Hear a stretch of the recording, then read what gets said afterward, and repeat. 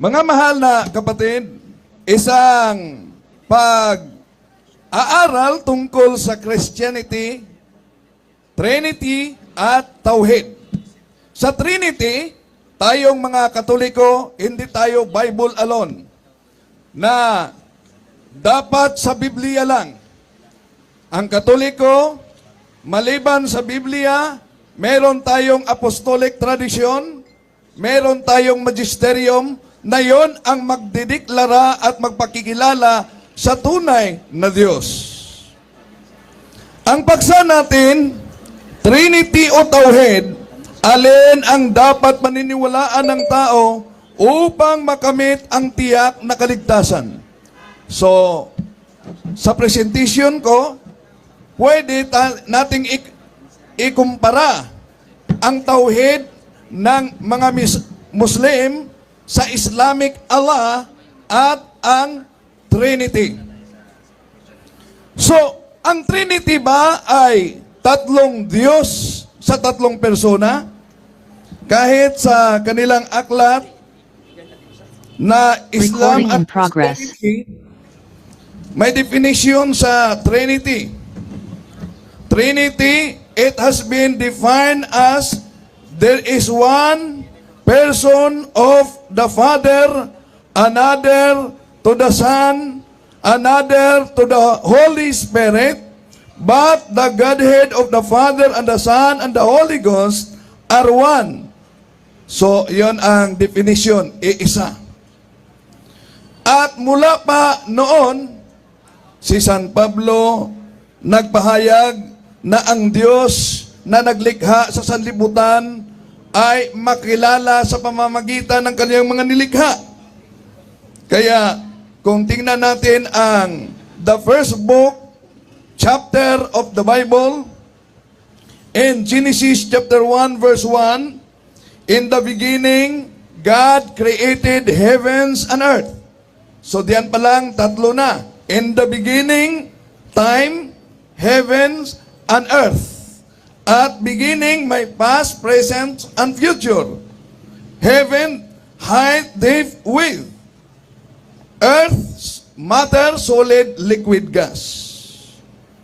At nang likha ng Diyos ang tao sa Genesis Kapitulo 1, versikulo 26, sabi ng Diyos, let us make mankind in our image and likeness.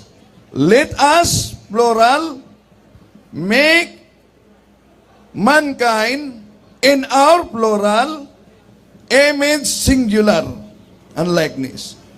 Kung tingnan natin, di man tayo Bible alone, but merong mga Biblia na mabasa natin na itong let us together with the Father, Son, and the Holy Spirit na mabasa natin sa naturang talata sa Amplified Version Bible na mabasa natin. Kaya, ang Katoliko ba'y naniniwala na iisang Diyos lang? Iisang Diyos lang. Wala tayong total sa Deuteronomio Kapitulo 6, versikulo 4. Hear, O Israel, the Lord our God, the Lord is one.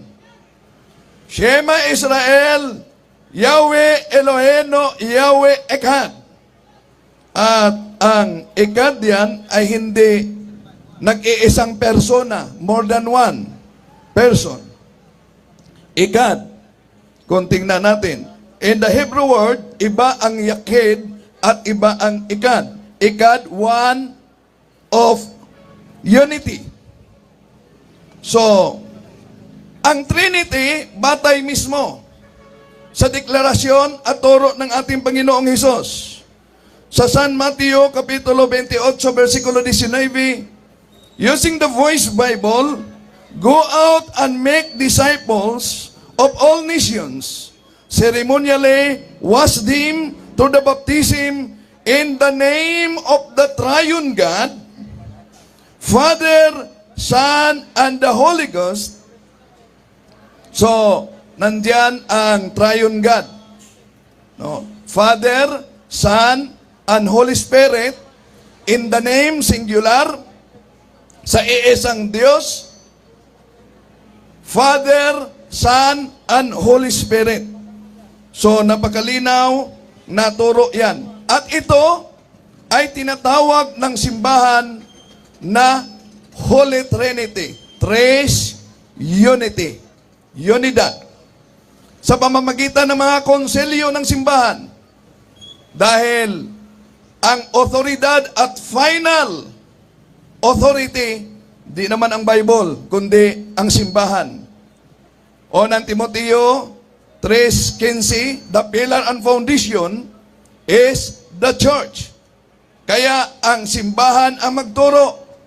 Kaya sinabi sa banal na kasulatan din na ating pinagbatayan, napakalinaw, sabi ng ating Panginoong Hesus kay San Pedro, feed my sheep. Ano po bang ibig sabihin, feed my sheep? And John chapter 21, ayon sa Jeremiah chapter 3 verse 15, I will give you a pastor with all my heart, and he will feed you with knowledge and doctrine. Now, ang ating paksa, Trinity ba ang dapat maniwalaan para tayo'y maligtas?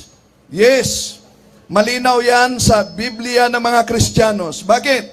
Sa pamamagitan ng Triune God, Father, Son, and Holy Spirit, ang lahat ng mga tao sa buong mundo dapat binyagan at ang binyag ay makapagligtas. Unang Pedro, Kapitulo 3, versikulo 20. Anong sabi ng ating Panginoong Hesus? Marcos 16:16, ang hindi maniniwala ay hindi maliligtas. Ngunit ang tatanggap at sumasampalataya at magpabinyag, siya'y maliligtas. So sa pamamagitan ng Trinity, iisang Diyos na tatlong persona ang dapat lahat ng tao ay yumakap para maligtas. Pero, ginagamit din sa ating mga kapatid na Islam ang Catechism of the Catholic Church, numero 841. Dahil nakasulat dito, the church relationship with the Muslims. The plan of salvation also includes to those who acknowledge the Creator. And the first place among whom are the Christians who profess to hold the faith of Abraham, are the Muslims who profess to hold the faith of Abraham, and together with us, they adore one merciful mankind judge on the last day. So, lilinawin natin ito dahil pwedeng gagamitin nila ito na di na kailangan pang magpabinyag sa Triune God, Father, Son, and Holy Spirit dahil may deklarasyon na ang simbahang Katoliko, ang mga Muslim na naniniwala sa iisang Diyos, sila'y maligtas din. Merong side note dito. Ang side note, Lumen Gentium number 16. Ano po ba yung side note, Lumen Gentium number 16? Proklamasyon niya ng Vatican kung ano ang ibig sabihin sa deklarasyon sa Catechism of the Catholic Church. Sa Lumen Gentium number 16, ito ang ating mabasa na through no fault of their own, do not know the true church of Christ of her gospels, but nevertheless seek God with sincere heart and try in their actions to do His will, as they know it through the dictates of their conscience. Dito may receive salvation. Sino daw ang dapat maligtas? Yung inosente na hindi nila alam na ang tunay na nagdala ng kaligtasan, dala ang Triune God, ay ang simbahang Katoliko. So, ang di nila alam, inosente sila, ipinanganak na sila na Muslim, dito may receive salvation. Yon ang deklarasyon. Pero kung ituloy natin, ang deklarasyon diyan sa Catechism of the Catholic Church, numero 468, outside the church, there is no salvation. Ibig sabihin, kung alam mo talaga na ang simbahang Katoliko na nagtuturo ng Triune God ay siya ang may dala sa kaligtasan at tiyak na kaligtasan. Bakit tiyak na kaligtasan? Sa simbahang Katoliko, ang dami ng mga santo na nadeklara sa pamamagitan ng simbahan na sila'y nasa langit na. Tiyak na kaligtasan nasa simbahang Katoliko. At ikumpara natin sa ating mga kapatid na Islamic Tauhid.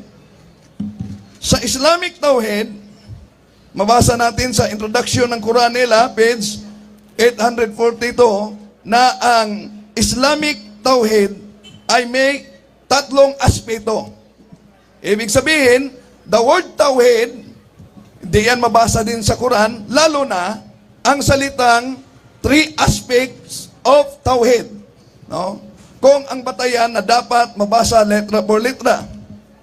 At kung tingnan natin, itong Islamic Allah sa ating mga kapatid, nasa kakuran mismo ni Marmaduke Pickthall na unang gumagamit sa salitang Allah ay ang mga pagano na Arabo.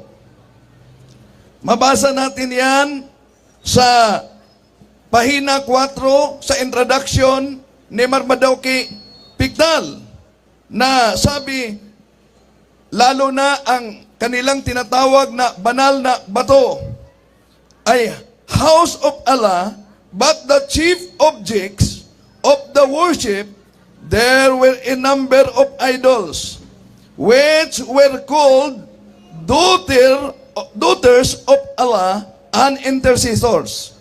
So, ibig sabihin, wala pa si Muhammad noon, ang Islam, wala pa, ngunit ang mga Arabong pagano gumagamit na ni Allah, ngunit ang Allah nila ay may mga anak na babae. At sino yung mga babaeng mga anak na yan? Nasa isang Quran nila.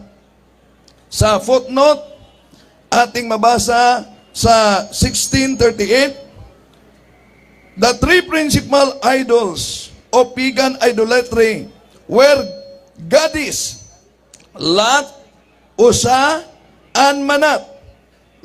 Lat was a human shape, Usa had its origin sacred tree, and Manat, it was a white stone. Yun ang mabasa sa Quran kung ihambin natin ang Islamic Allah at ang Trinity ng mga Kristiyano. Ngayon, kung ang Trinity o ang Tauhid, mga kapatid, lalo na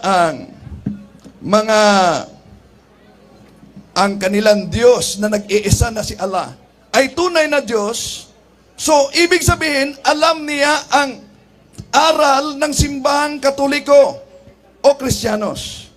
Pero kung tingnan natin sa Quran, Kapitulo 5, versikulo 72, Allah, nakasulat yan, they have certainly disbelieved who say, Allah is the Messiah, the Son of Mary. Una, kahit kailan, walang aral ang Kristyanismo Katoliko na si Allah ang Messiah. Wala ding aral ang simbahang Katoliko na si Allah ay Son of Mary. Kaya kung ang tauhid ng Islamic Allah ay tunay na Diyos, saan siya kumuha nitong kaalaman na nakasulat sa kanilang Quran na si Allah is the Messiah, Son of Mary? Yon ang paghahambi natin. Hindi lang yan. Sa Quran 5:73, makita natin dito na nagsabi, those who say Allah is one of a Trinity. So may mabasa palang Trinity diyan sa kanilang Quran na tinututulan nilang di totoo dahil di mabasa sa Bible. So sa Quran may mabasang Trinity. Pero ang sinabi dito, Allah is one and a Trinity.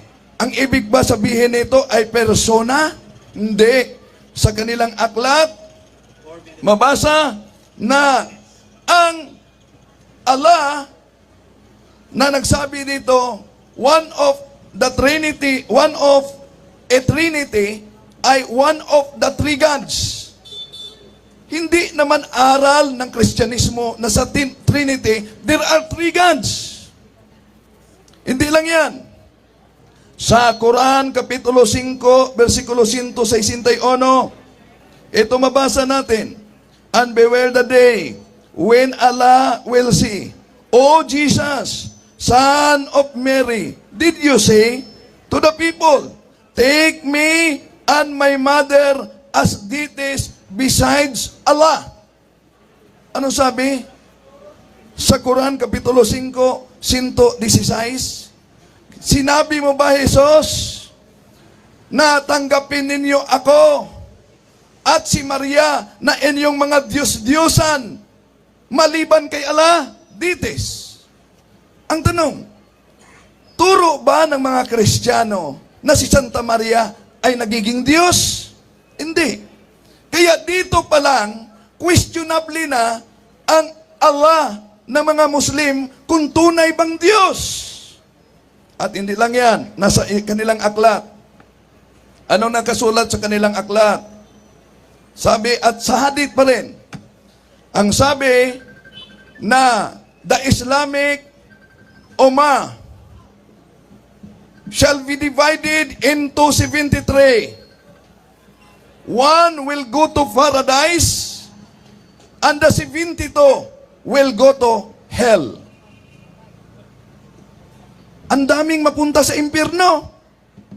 Paano natin masabi na tiyak ang kaligtasan kung nasa hadith nila o nasa aklat nila na the Ummah will be divided into 73. One will go to paradise, 72 will go to fire. So, ibig sabihin, may matiyak na pupunta talaga sa impyerno. Kaya mga binati nating mga kasama at kapatid, kaibigan, nandito, ito'y isang pagkakataon na ihambin natin. Dahil ang Quran nila ay malinaw na isang rebuttal sa turo ng Kristyanismo na hindi naman itinuturo noon. Kaya kung ang Islamic Allah ay tunay na Diyos, dapat alam niya na na mula noon hanggang ngayon, hindi tinuturo na si Allah ay Mesiya, Son of Mary. Walang turo na ganyan. Kung ang tunay na Islamic Allah ay tunay na Diyos, dapat alam niya na si Santa Maria kahit kailan hindi kinikilalang Diyos ng mga Kristiyano. Pero nakasulat yan sa kanilang Quran, mga kapatid. Kaya ang paksa natin, alin ba? Trinity o Tauhid para sa tiyak na kaligtasan? Ito'y ginawa mismo ni kapatid, tinanggap ko lang. Kaya nahayag ngayon, mga kapatid, nasa pamamagitan ng Trinity, at meron tayong mabasa diyan, ito'y nagdala ng kaligtasan sa lahat. At dapat ang lahat ay ayakap para kayo'y maligtas.